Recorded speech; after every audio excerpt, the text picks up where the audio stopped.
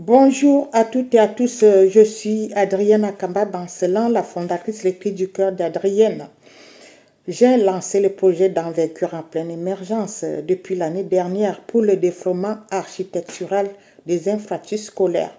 Ce projet n'est ni pour l'intérêt privé, c'est pour l'intérêt général. Ce message s'adresse particulièrement au gouvernement et son équipe qui ont installé les facteurs de maltraitance qui tournent tout autour de la petite enfance, la crise naufragère, les inégalités scolaires, l'exploitation, la marginalisation, le rejet, l'exclusion sociale. La prise en charge de la petite enfance est bafouée.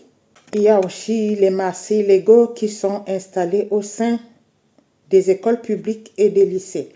Le gouvernement devra participer à une reconstruction scolaire pour un succès éducatif défini. Il est impératif de miser sur une reconstruction des savoirs dans le monde d'apprentissage qui est un véritable levier de connaissances qui stimule et développe un pays. Fondatrice vient éradiquer ces calendrages qui gangrènent les problématiques institutionnelles depuis 65 ans. Ce message s'adresse toujours au gouvernement et son équipe. Vous devez participer à une reconstruction scolaire pour un succès éducatif défini. Il est impératif de miser sur une reconstruction des savoirs dans le secteur éducatif qui est un véritable levier des connaissances acquises qui stimule le développement d'un pays. Toute la population, la fondatrice et son équipe savent que le pays regorge assez de moyens pour la prise en charge de ces jeunes écoliers appartenant aux écoles publiques et des lycées dans toute l'étendue du territoire.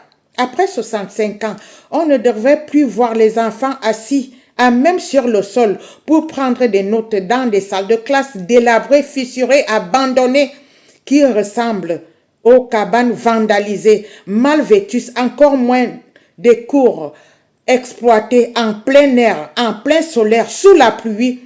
Et toutes ces personnes finissent par tomber malades. Il est impératif de penser à ce changement défini dans ce lieu éducatif, d'où la réponse est nécessaire avec des nouveaux concepts de la police des écoles publiques et des lycées appartenant à l'État.